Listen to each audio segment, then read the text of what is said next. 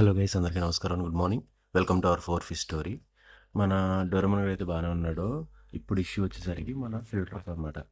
2 months గ్యాప్లో నేను రెండోసారి అండి ఫిల్టర్ని మార్చడం.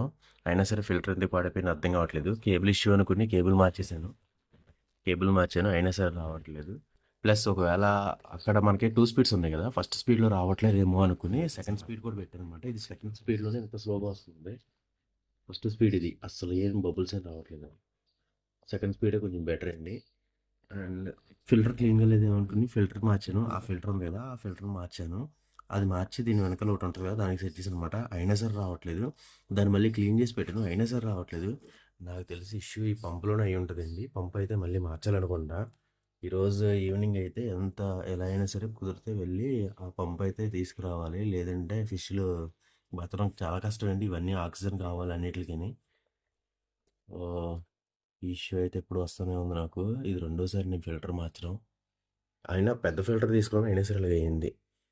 మన కోర్మాన్ కమ్మదగల ఫుడ్ అయితే అర్థమండి. ఇక్కడ దాక్కున్నాడు. వాడు ఎప్పుడో రాయి కిందకి వెళ్ళి దాక్కుంటున్నాడు కమ్మతగాడు. కోర్మగాడు పర్లేదు, కొంచెం ఫుడ్ చూడగానే పరిగెత్తుంటూ వస్తున్నాడు. కమ్మతగాడు అసలు రావట్లేదండి.